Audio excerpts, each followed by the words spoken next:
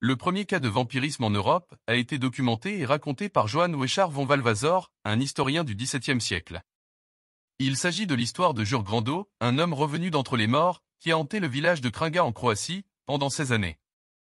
Jurg Grando est un homme comme les autres. Il meurt et il est enterré en 1656 dans le cimetière du village par le prêtre, le père Giorgio.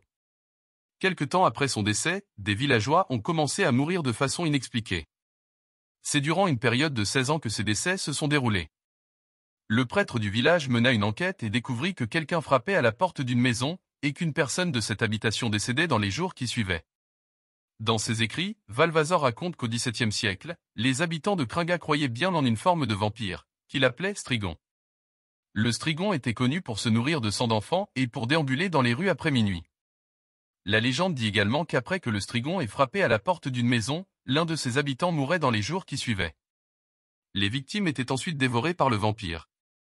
Le prêtre du village découvrit que c'était Jurg Grando qui était derrière ces décès. Il essaya de faire fuir celui qu'il pensait être un vampire. Une nuit, il croisa son chemin et lui ordonna de cesser de tourmenter le village. Le mort-vivant se mit à pleurer. Des personnes du village se mirent à le pourchasser avec des pieux, ils réussirent à l'acculer, mais ne réussirent pas à transpercer son torse. Le supposé vampire réussit à s'enfuir.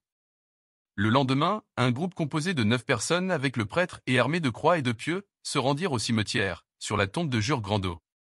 Une fois ouverte, ils découvrirent, son corps toujours intact, et son visage était paisible et souriant. Ils voulurent à nouveau le transpercer avec le pieu, mais n'y parvinrent pas. Le prêtre, après avoir effectué un exorcisme, décapita le corps avec une scie.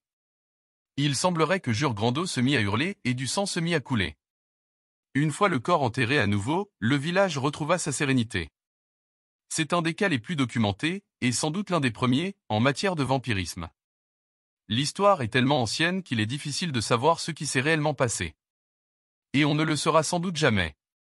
En 2006, des habitants de Kringa auraient tenté de ressusciter la légende de Jurg Grando, afin d'utiliser la renommée de leur village pour attirer les touristes et se faire de l'argent. Même s'il ne tue plus, il continue de hanter les légendes locales.